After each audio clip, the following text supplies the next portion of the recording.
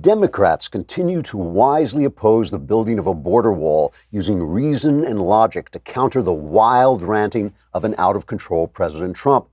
Senate Minority Leader Chuck Schumer, for example, burst into tears as he patiently explained, quote, "A wall is just not who we are as Americans. Who we are as Americans is people who don't have walls. Our homes are just roofs floating in midair, and anyone who wants to walk in can do so, and we will give them everything we have because we can't defend ourselves, because we have no guns, because guns are not who we are as Americans. Let's face it, as Americans, we are pretty much screwed," unquote. Speaker of the House Nancy Pelosi also used logic against Trump's insane raving, saying, quote, "If you think Trump is going to get a wall, let me remind you that my own daughter said I was someone who would cut your head off and you'd never know you were bleeding. And she should know because I did that to her father," and then laughed as he collapsed headless on the floor in a pool of blood he didn't even know was there. "So we are going to have compassion for illegal immigrants or I will slaughter every American in sight," unquote. Freshman Democratic Congresswoman Alexandria Occasional-Cortex also raised the IQ level of the discussion, saying, quote, "Walls just don't work. If walls worked, they would put them around prisons to keep the criminals from escaping, and no one does that," unquote. When informed that prisons do indeed have walls around them, Ms. Cortex said, quote, "You know, so many people get hung up on whether the words coming out of my mouth are true or not, but that's missing the whole point of my adorable little smile and how I can dance around while I destroy the country," unquote. Meanwhile, that nonsensical idiot Trump keeps blathering on about how America ought to control its own borders and keep out criminals and terrorists. What a clown. Trigger warning. I'm Andrew Klavan. This is The Andrew Klavan Show. I feel hunky-dunky, life is tickety-boo. Birds are winging, also singing hunky-dunky-doo. Ship-shaped, ipsy-topsy, the world is zippity-zing. It's a wonderful day, hurrah, hooray! It makes me want to sing.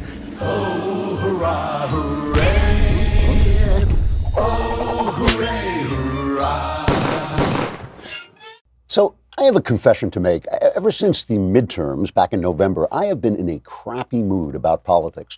And since I'm almost never in a bad mood, I've been asking myself why. What was it about the midterms that bothered me? I knew it was coming. I remember saying during one of the backstage shows, I'm really going to enjoy this Kavanaugh confirmation because I know the midterms coming and we're going to lose seats in the House and it's not going to be nice and then I'll be depressed. So I'm going to enjoy it while it's there. But when it came, I thought, what is going on? Why am I so grumpy about politics?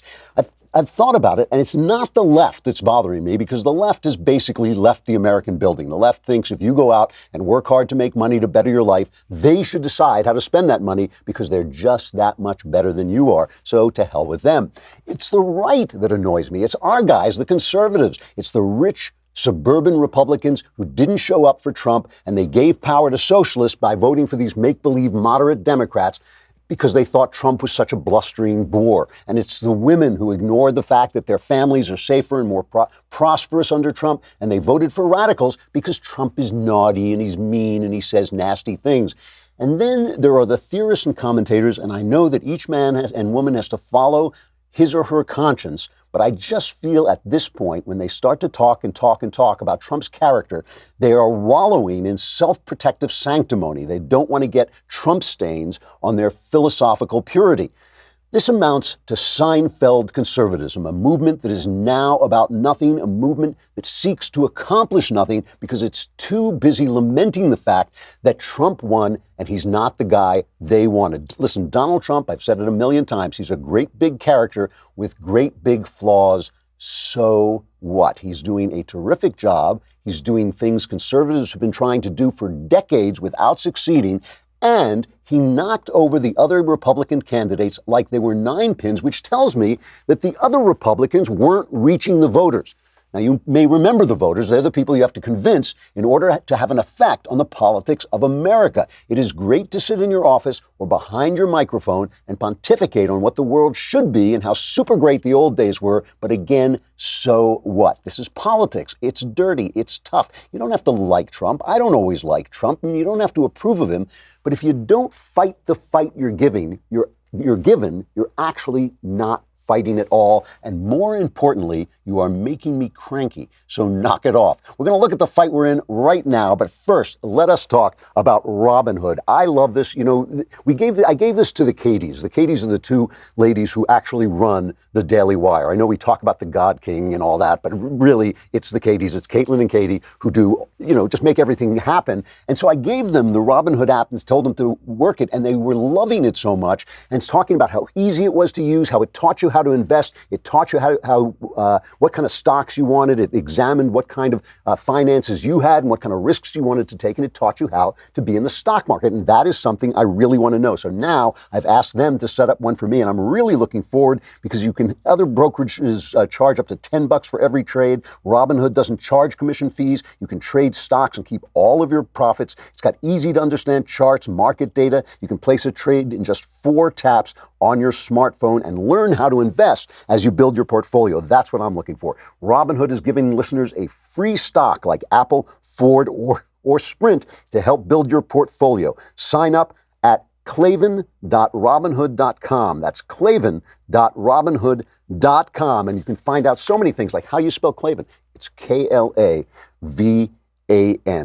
I want to remind you, tomorrow is the mailbag. So get your questions in now if you want all your problems solved. And let's face it, who doesn't want all their problems solved? You got to be a subscriber. Go to dailywire.com and subscribe. It's just a lousy $10 a month for $100. You get the full year plus Leftist Tears Tumblr. But most importantly, you get to ask questions. How you do it is up at the top of the page. It says podcast. You press that. You go to Andrew Klavan Podcast. Then there's a little picture of a mailbag, and you press that, and you can send your questions right to me. All my answers are guaranteed 100% correct and will change your life. Will I change your life for the better?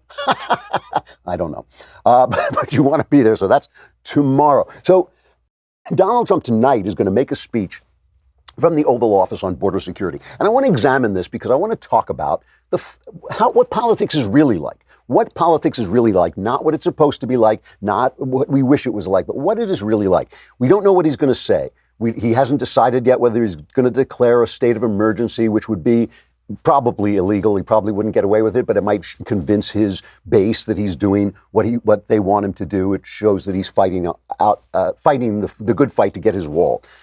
Let's look first at the reality, what's happening at the border. Illegal immigration has been falling at the border since about 2000. It peaked around 2000 with about 1.5 million illegals came in. Last year, it's been about 500,000. But the change has been, the reason it is now a crisis is because as the countries in Central America are falling apart, as their governments are collapsing, because people like Alexandria Ocasio-Cortez are running them, because they're collapsing, people are desperate to get out, and so families are coming over. So it's usually been like men who come across the border and they do work, or they're criminals, or they're gangsters, or whatever they are. But now there are these families. We haven't got the capacity to deal with them. It's not Trump's fault. Trump didn't make these countries collapse, and he didn't set up the rules as they are, and he is only using the tools he's got to deal with this massive influx, and that's why you're getting the pictures of the sad children being separated from their parents, because the law says you've got to hold people who ask for asylum, you've got to hold them for a hearing,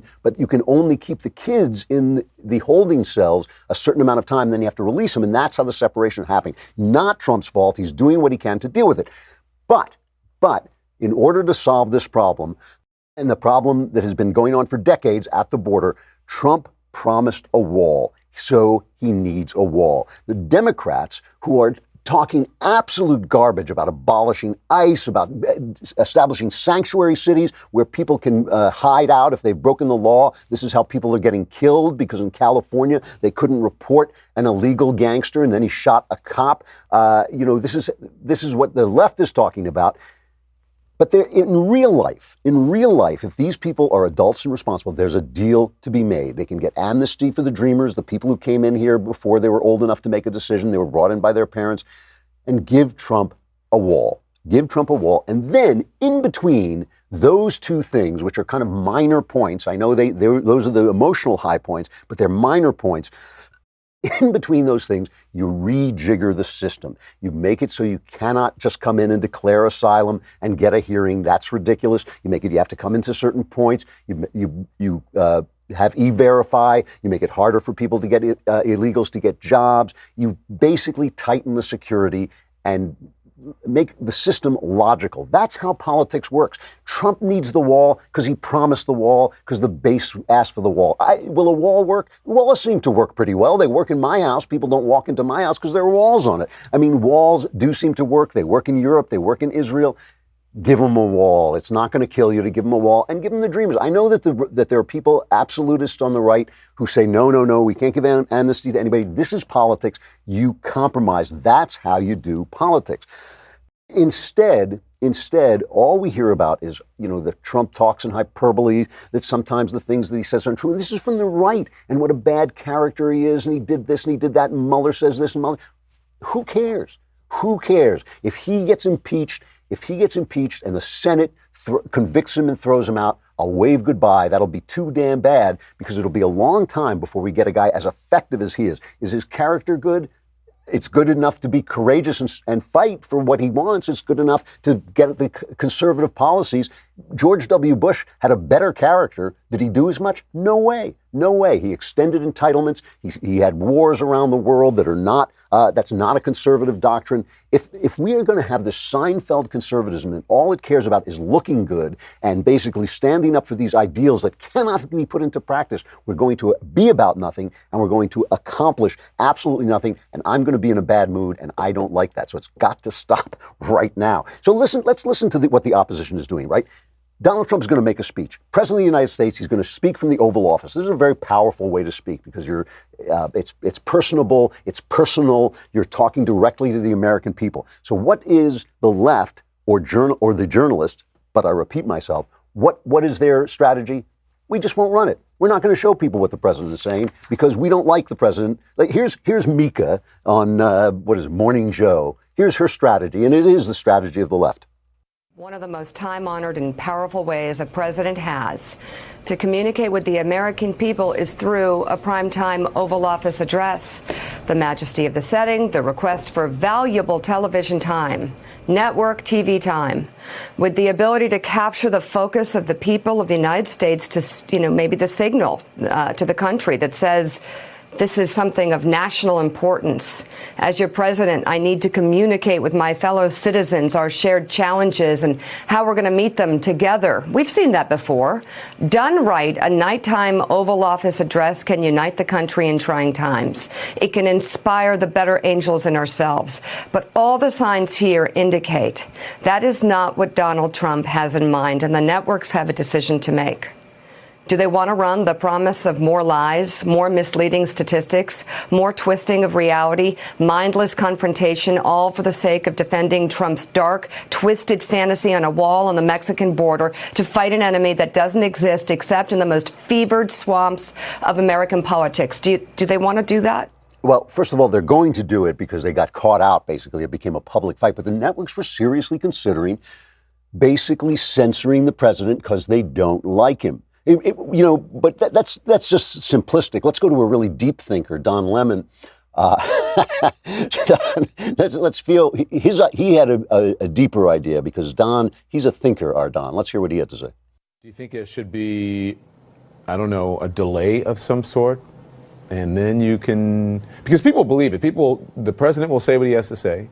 People will believe it, whether the facts are true or not. I guess that's a chance you take with any president, but this one is different. And then by the time the rebuttals come on, we've already promoted propaganda, possibly, unless he gets up there and he tells the truth.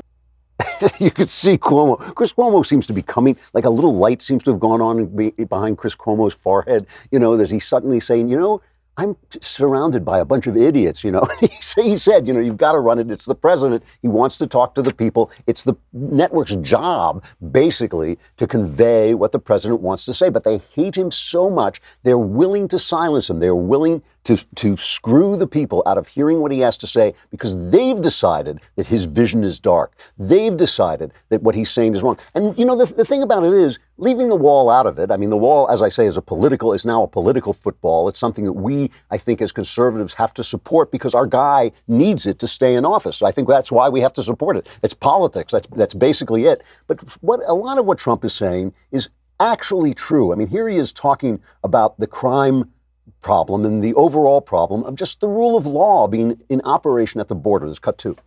We We have to have border security. If we don't have border security, we're going to be crime-ridden, and it's going to get worse and worse. It was so sad watching the funeral of the slain police officer yesterday, Officer Singh. That was a very sad thing. But this is going on in many places. Over the course of, if you go back to the year 2000, we have thousands of people that have been killed by illegal immigration, by people coming into the country illegally and killing our citizens. We can't have it. So if you can cover, as the news media did for about 3 days, a crying baby at the border, or even 10 crying babies at the border, why can't we talk about the police officer who was a legal immigrant, who was murdered by an illegal immigrant, and all the other innocent people? Then there have been plenty of them who have been murdered by illegal immigrants, and all the people, I think it is 1 out of 5 prisoners in federal prison, just in federal prison, are illegal immigrants, right? So that is a lot of people who are filling up our prisons, and which we're paying for because they broke the law, and the law matters. The law matters. So they don't want you to hear Trump because why? Obviously, it's not because he lies. It's because they're afraid that he will convince you. They are afraid that he will convince the people, and they think they should have a monopoly on guiding the hearts and minds of the American people. That is what they think journalism is. They think journalism is telling you what you should think, because how would you possibly know? Let's hear who tells lies. Because listen, I'm not going to defend Trump's honesty. He's got that hyperbole thing. He's always saying this is the greatest economy ever and we've done more than anybody else, when that's not true. But let's listen to realize, in order to do this, we have to go to our friends at the New York Times, a former newspaper, and travel to Knucklehead Row. Oh, hey, hey, oh, hey, ho, let us go waltzing down to Knucklehead Row. Knucklehead Row, of course, is the op-ed section of the New York Times, and this is from the New York Times editors. In a letter Sunday to lawmakers, the White House laid out its latest proposal for addressing the border tumult. The administration called for more immigration and border patrol agents, very much needed, by the way. That's one of the problems. There's a reason there's a crisis. More detention beds, and, of course, $5.7 billion to build 234 new miles of border wall. The White House also demanded an additional $800 million for urgent humanitarian needs, such as medical support, transportation, and temporary facilities for processing and housing detainees. All very important. Translation, says the New York Times, a former newspaper. Translation: Mr. Trump's mass incarceration of migrant families is overwhelming an already burdened system that, without a giant injection of taxpayer dollars, will continue to collapse, leading to ever more human suffering. The situation is an especially rich example of the Trump doctrine: break something, then demand credit, and in this case, a lot of money, for promising to fix it. This is utter humbug. This is complete humbug. What they're blaming Trump for the collapse of these governments that has caused this onslaught of people. What they're saying is he's mean to incarcerate them. He's mean to hold them as he is supposed to do. So we're just supposed to let them flow into the country. They never follow out their own logic. I mean, what does that mean? They flow into the country. They are just allowed. Anybody who wants to can just pour in. There is no rule of law. Our compassion, our wonderful hearts, our wonderful virtue overrides the law. So we treat those people for whom we feel compassion one way, and those people who the media doesn't like, we treat an entirely different way. And here is the key point. They give themselves away at the New York Times. Any attempt to sell Mr. Trump's cruel immigration agenda with a veneer of humanitarian measures should be viewed with skepticism. In other words, anything that makes Trump look like a decent human being trying to solve a problem that he didn't cause must be stopped, because we hate Trump. You want to see how much they hate? They don't even know. They don't even know that hatred is what is governing them. They don't know that that's who they are. Frank Bruni, one of the biggest knuckleheads on Knucklehead Row, is on with Brian Stelter, and Stelter asks him, are you guys, the last editor of the New York Times was fired. Her name escapes me at the moment, but she was fired. When she was fired, she said the Times plays it straight, and now she no longer says that. She says it's just become an anti-Trump paper. And so here's Frank Bruni answering that charge. But this idea that news coverage of Trump is negative, is too negative. Where does the truth lie? I disagree wholeheartedly with that. He's a singular president. He was a singular candidate. No one has lied like him. I mean, at that altitude, no one has had the sort of ethical problems that he does. No one has had the areas of ignorance. To call that out accurately is to end up with a body of coverage that is unusually negative, but it is absolutely appropriate to the man and the situation at hand. So negative but accurate. Yeah, anti-Trump connotes driven by some sort of animus regardless of the facts. I don't think we've been anti-Trump. I think we have been negative, and I think that's the only honest way to cover this president. What about tone, though? Do you think the tone is sometimes off? Yes, I think the one way in which we leave ourselves vulnerable is our tone can become mocking and sneering, and I don't mean just on the opinion pages, where that's not so unusual, but sometimes in news coverage. When we do that, we hurt ourselves, because we give his supporters a way to say, look, they can't give him a fair shake because they feel so negatively toward him. So I think we do have to watch our tone. We're not biased. He's Satan. That's why we do it, because he's the devil himself. And if this is the press, the press is a mighty, mighty force in this country. I think it is one of the true forces for bad in this country. I'm an absolutist in believing in a free press. I think they are abusing their freedom. I don't think there's a damn thing we can do about it except hold them to the light until they're forced to reform out of sheer embarrassment and the fact that we turn away from them. If the press is selling the idea that only they should be able to shape opinions, if Donald Trump cannot even speak to the people without the press threatening to cut him off, if Donald Trump is doing essentially what's right, which is reestablishing the rule of law on the border, reestablishing the rule of law in the judiciary, cutting back the regulations that have strangled our economy, lowering the taxes that have that have damaged our corporations, that left it in the House is already talking about raising taxes on corporation like 30%, which is insane and would destroy our economy. If he has done all these right things, listen, don't waste so much of your time talking about what you don't like about him. I mean, I get it, but still, if that is your conservatism, if your conservatism is about protecting your reputation, if it is about keeping your nose clean, it is Seinfeld conservatism. It is a movement that is no longer about anything. A movement that is about something, has to accomplish things, it has to appeal to the voters, it has to use the people we're given. We don't have a choice of president. We don't have a choice right now of changing the president. This is our president. We should support him. We should support his wall because he needs it to stay in office and do the things that he needs to do. It is really annoying. It is really annoying to watch us letting the left set the agenda and set the narrative, and we just go along with that flow. It is time to fight them every step of the way, even if it means getting your hands a little dirty along the way. Now it is time for the next installment of the Lefties Dictionary. And I want to remind you that if you go on Amazon and search my name or the Lefties Dictionary, you might say, well, how do you spell your name? It's Klavan. You will find the Lefties Dictionary from A to Z with lots and lots of bonus content that's not in any of these videos. But right now we have the video. M, I believe, is for microaggression. M is for microaggression. A microaggression is an act of racism or sexism so teensy-weensy that you have to look very, very hard to find it before you can claim to be traumatized by it.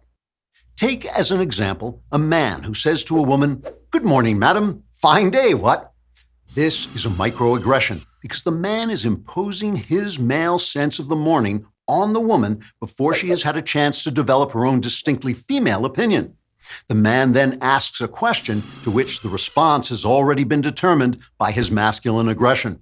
Plus, by calling her madam, he is making all sorts of sexist assumptions, that the woman is married, that the married state is different than the unmarried state, that he, a stranger, has the right to comment on her married state, and so on. It's easy to see that some women would be terribly upset by harmful, microaggressive remarks like these. It's best to just walk right by women like that without saying a word. Also, don't hire them to work at your company or ask them on a date or associate with them in any other way. They're obviously a tremendous pain in the ass. Racist microaggressions are similar. See if you can detect the teensy tiny microaggression in the following dialogue between John and Fred. "Hey, pal, where you from?" "What, you think just because I'm Asian I can't be American?" "No, I meant, what city are you from?" "Oh, you think just because I'm black I must be from a city?" "I thought you said you were Asian." "So you think just because I'm black I can't be Asian?" "Look, man, I don't really care what you are. I was just making conversation." "Oh, you think just because I'm a man I can't be a woman?" Can you spot the microaggression? That's right. The microaggression occurred when John got so sick and tired of talking to Fred, he backed his pickup truck over him repeatedly and then set his body on fire. really, who can blame him? M is for microaggression. I'm Andrew Klavan with the Lefties Dictionary. All right, remember, you can get the Lefties Dictionary A to Z in book form with beautiful, beautiful illustrations from our artists here at the Daily Wire. Go on Amazon and you can search my name or search the Lefties Dictionary, get the whole thing. Lots of bonus content that's not in any of the videos. So I know the reason you come to the show is you say, I want to hear about hip hop. Because I know when you think Andrew Klavan, you think hip hop. Anomaly is a hip hop artist that I met on a panel with our mutual friend, Jesse Lee Peterson. And he was so fascinating that I wanted to bring him on and talk about him. He is a news analyst, an activist, a video producer, a social media influencer, which I can say because his videos have been viewed an astonishing 250 million plus times across all the social media platforms. His music has been downloaded millions of times. He says that his mission is to restore common sense, truth, knowledge, and wisdom to the media and entertainment world. Here is a quick clip of his music, and you'll find it a little shocking. I like Trump, I don't really give a fuck. All y'all suck, I'm too real to play it safe, you fake in front. I'm the plug, y'all just follow like some shit, do what they want. I don't jump, I'm just saying how I feel like Donald Trump. I like Trump, I like Trump, I don't really give a fuck. All y'all suck, I'm too real to play it safe, you fake in front. I love it. Anomaly, thank you for coming on. It's great to see you. Yeah, thanks for having me. That's a great intro. Yeah. I'm blessed. Well, I'll tell you, I told you when we met that my musical taste stops around like Lerner and Lowe. You know? So. Nah, you're bringing the hip hop culture back. It's a whole renaissance happening right now. I know. I emanate hip hop. I think that's the important. How on earth did a hip hop guy? I mean, because I think of the hip hop guys on the left. That's the way I think of them. How did you get from the left? I mean, you must have started on the left to doing a song like that. I never liked politics. I felt like both sides of the debate were kind of sold out for a while. I was talking kind of from an outside perspective, but as a young kid growing up, I didn't understand policies and those type of politics, so I always weighed in on it.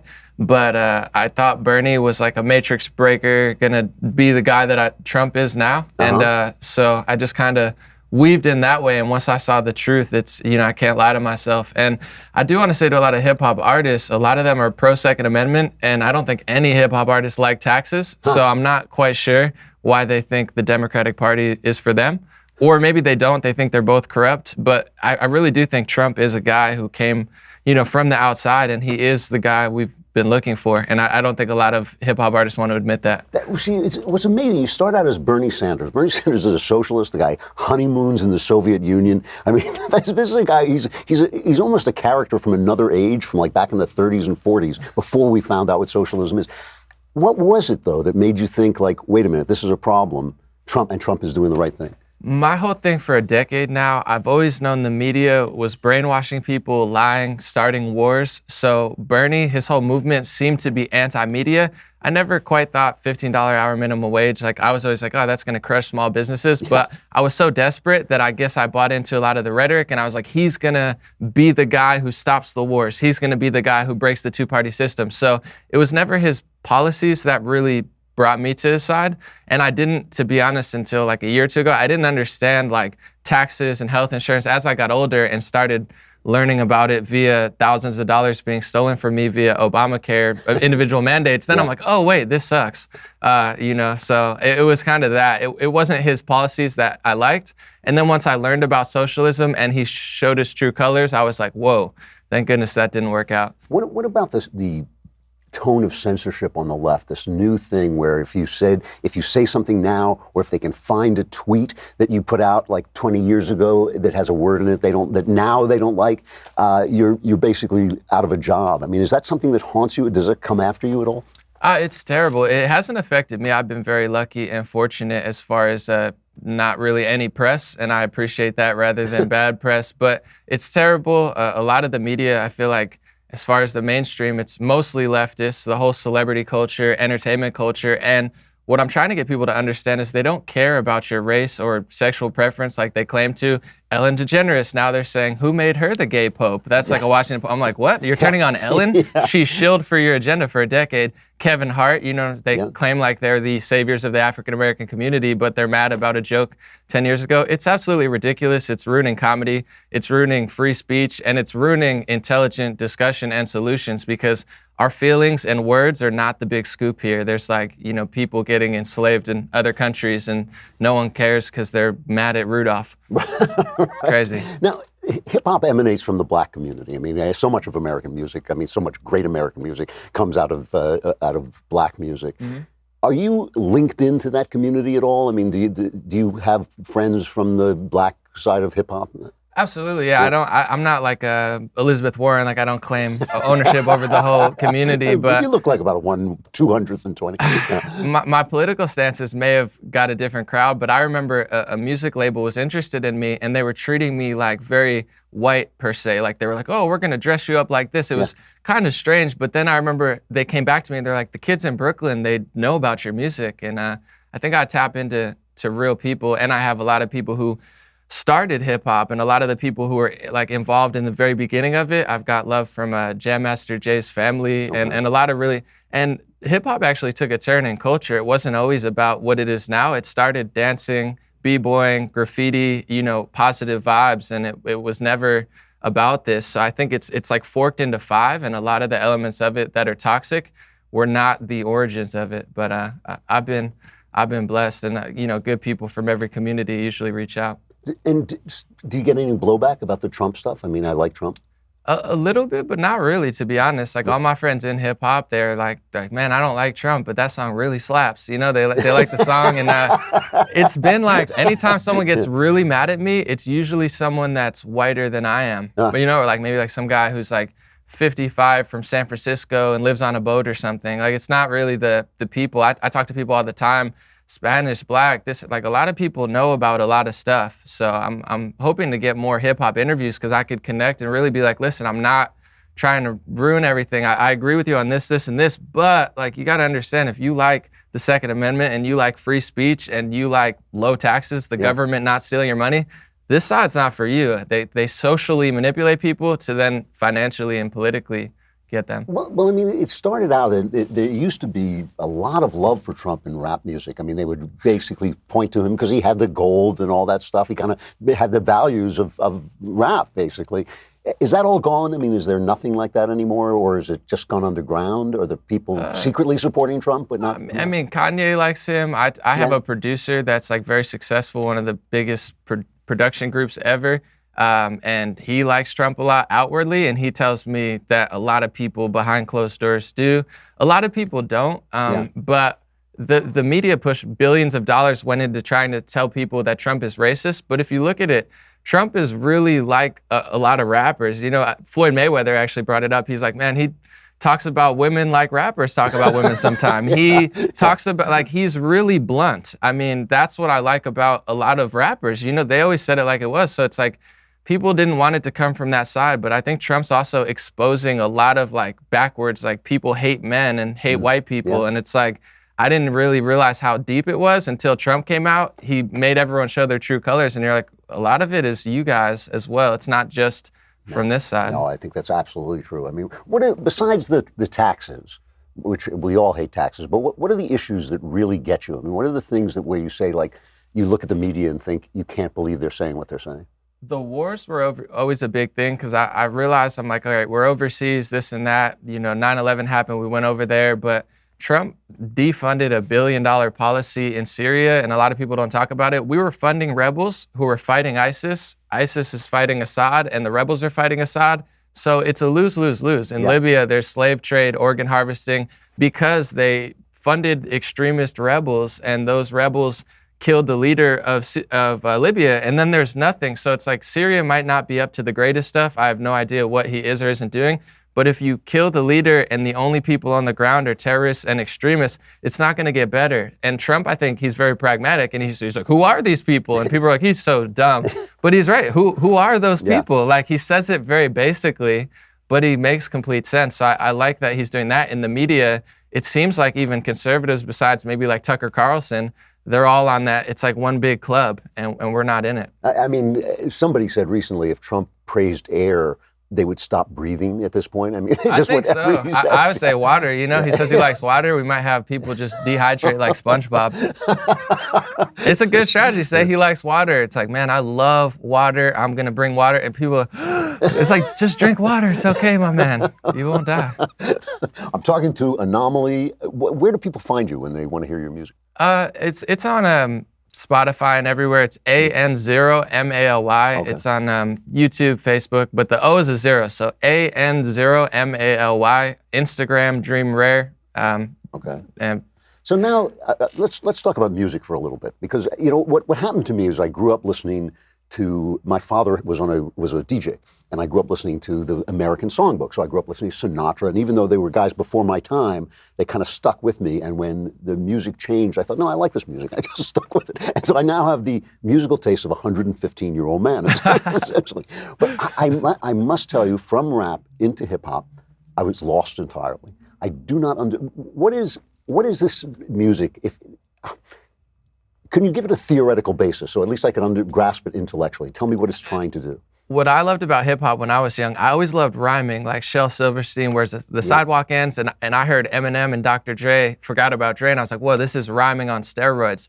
And then I started getting into like some true lyricists, people like Nas. Jedi Mind Tricks is somebody who, they were talking about the wars, and a lot of these things that I talk about now, they were talking about through rap music. Vietnam War, there's a good song called Uncommon Valor by R.A. the Rugged Man and Jedi Mind Tricks, and his father was in Vietnam, and it's just like a lyrical, onslaught of like explaining Agent Orange and all the bad effects from it and stuff, and like that's what I really liked about it, the message, and I think that message gets through to a lot of people. The problem is a lot of modern rap, the message is horrible. It's like, take pills and commit suicide. And you're like, and then they're like, there's a huge opioid problem. And I'm not blaming rappers completely, but I'm like, you go to these concerts, there's millions of kids who are like, yeah. And you're like, no, that's not the right message. So I like that about it a lot. But I've been listening to a lot of like Jackson 5 and Stevie Wonder and stuff recently, because it's just like better vibes and a better message. It's really, because you're saying basically they're like balladeers. You guys are like sort of talking in rhyme about things that really matter, and you're communicating to a large group of ordinary people, which is actually, a very creditable thing to be doing. I remember when Eminem came out, and I went and saw 9 Mile, and I got his album, and I listened to it because I just wanted to know it. And 8 Mile, sorry. 8 Mile. Sorry, not from Detroit. Add a mile. We're getting our exercise on this year. That's right. But I thought, God, this guy's so talented.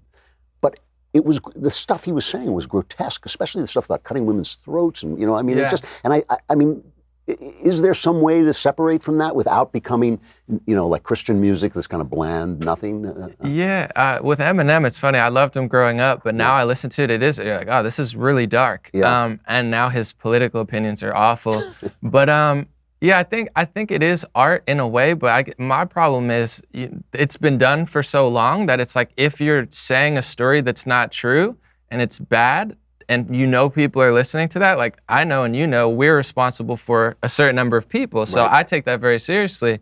If you just say like kill people, you're like, oh, that's not a good path to put people down. And a lot of rappers are like talking about pills, and then they'll say in an interview, I don't even do those pills. How could you do that with a conscience and a soul? Like tell people to do things that you're not even doing, because thousands, tens of thousands, I know people personally, hip hop producers, dead because of drugs. So it's like you're killing the kids. And I've been saying that for years, even before I got political. Like they're killing the kids via like overdose and pills and violent culture that they've, hijacked a community and told them this is who you are, and it's not a good way to be. Yeah. Looking forward, I mean, when I became a loudmouth conservative, it cost me big in Hollywood. I mean, I was a jobbing Hollywood screenwriter for quite a while. Basically, that was over. That part of my life was over. Looking forward, are you afraid that your career is going to suffer for this? It's been thriving, but I'll tell you, even before I got this deep into politics, 5-6 years ago, they flew me to New York City for a record label meeting. I won't say the label. It was not even one of the big ones, independent, but pretty big. They said, don't talk about politics. So I've been told for 5-6 years not to talk about politics. I've been talking about so much stuff, even when I started, although it wasn't maybe conservative, but it was deep diving stuff. I probably blacklisted myself from the very beginning. So now that this is like a wave, I've caught that wave luckily, and it's like I couldn't do it any other way. I'm sure it has affected me, but I'm so deep in it that like since the beginning they were like, oh, this kid looks good, but like talk about women and drugs and shut up. Like, and they like I've literally heard that. Like talk about women. I'm like 20. I'm like I don't love anyone yet. I can't make up. I gotta love someone and then I can write a love song. I can't make it up and wear like Abercrombie. Like they literally like let's wear like Abercrombie. They wanted to make me like a white superstar. And I was like, I was talking about George Bush and like the Iraq War. They were like, yo, shut up. Huh. I'm telling you, I think it is so important what you're doing. I really do. I mean, I think that this fight, the fight to be able to have a voice in the arts, which makes all the difference. It's where all opinions are actually originally shaped. Is everything, and conservatives are really bad at it. And it takes guys like us who are red-pilled, basically who are come over from the other side, or else it's never going to happen. Anomaly, great stuff. Find you on Spotify. Find you on Spotify title, my Facebook page too. Anomaly AN0MALY. I'm everywhere. And nowadays it's like the music was always doing well, but now the news thing, like a lot of people are like, I didn't even know you rap when I come out with a song. And it's okay because even with the music, what I always wanted to do was like spread a message. So once I could sit on my couch and do it, I was like, oh, this is even easier. So, and I don't have to deal with like all the, bro, you want to collab? People in my DMs, trying to make, I'm like, what does that mean? They want, collab, like make a pitch. But jokes aside, just find me anywhere. All right. It's great talking to you. Thank you. I want to finish by going back to this Kevin Hart thing. I've been talking about this forever, and I know a lot of conservatives say, well, what do I care? I don't watch the Oscars anyway. I get this from a lot of conservative people. The Oscars don't matter anymore. The movies don't matter anymore. But the fact is, a guy with a tough background who worked his butt off to make it in one of the hardest businesses on earth was robbed of his dream job because of some tweets he sent out that the left didn't like. Lay aside whether the tweets were right or wrong. That's what happened. And if that can happen to him, who's a powerful guy, a successful guy, a black guy, so you'd think he'd be protected by the left, it can happen to anybody and will happen to anybody because it spreads down. So Ellen DeGeneres, who I've always kind of liked, because first of all, I think she's very funny, but Ellen DeGeneres, who was a big spokeswoman for the gay cause when she came out on her show, she had Kevin Hart on to rehabilitate him. And here's the part where in this interview, she says that she has actually called the Academy and wants to get him his job back.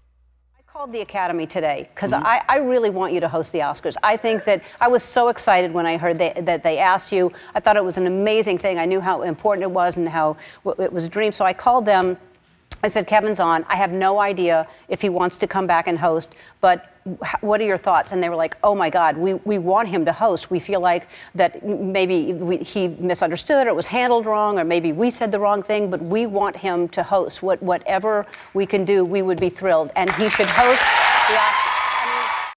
And I have to say, first of all, of course, as Anomaly told us, she was excoriated. She was attacked for going off the reservation. So remember, they don't support your identity. They support your identity as a way of pushing big government and high taxes. That is what they do. It's never about being gay. It's never about being black. It's never about being a woman. It's only about the power and the fact that they can get it off that. But once you leave the reservation, you are a bigger villain than anybody. But I'm of two minds about this because even though the way it works is, as Hart said, they went and they searched his tweets. They went back years and years, thousands, tens of thousands of tweets to find something that people didn't like that they could say was anti-gay. And I kind of found it a harmless kind of series of jokes, not that funny. But the problem, the position it puts him in is maybe he feels bad. Maybe he offended somebody. Maybe he didn't like it. But now he has to apologize to get his job back. It is one thing for out of the goodness of his heart, out of a change in his heart, to come forward and say,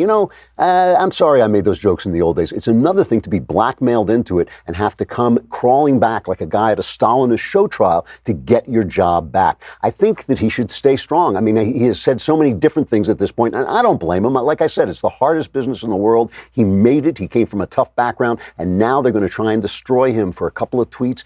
It's disgusting. It is a disgrace. And I think that the answer is for him to say, you know, I'm not going to respond to this attack because people should have the right to disapprove of homosexuality if they want. They should have the right to say offbeat things, especially entertainers and comedians. They should have the right to say, go off the reservation. It is not right that Don Lemon can go on a show and demonize white people as he does. I've never called for him to be taken off the air. Why? Because that's the same reason I don't call for Laurel and Hardy films to be taken off the air. He amuses me with his nonsensical hijinks. But I don't call for him to be taken off the air. It is obscene. It is obscene for the ticket, the price of admission to a job in Hollywood or a job anywhere to be that you have to agree with the left. All right, the mailbag is tomorrow. Go on the Daily Wire, dailywire.com, subscribe. It's a lousy $10 a month, lousy $100 for the year. Hit the podcast button, hit the Andrew Klavan podcast, hit the little mailbag, and you can ask any questions you want. My answers are guaranteed 100% correct. They will change your life for the better.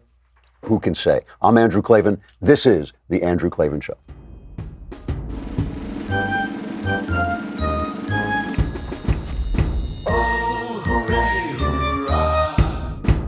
The Andrew Klavan Show is produced by Robert Sterling. Executive producer, Jeremy Boring. Senior producer, Jonathan Hay. Our supervising producer is Mathis Glover, and our technical producer is Austin Stevens. Edited by Adam Sayevitz. Audio is mixed by Mike Cormina. Production assistant, Nick Sheehan. Hair and makeup is by Jesua Alvera. The Andrew Klavan Show is a Daily Wire production. Copyright Daily Wire 2019.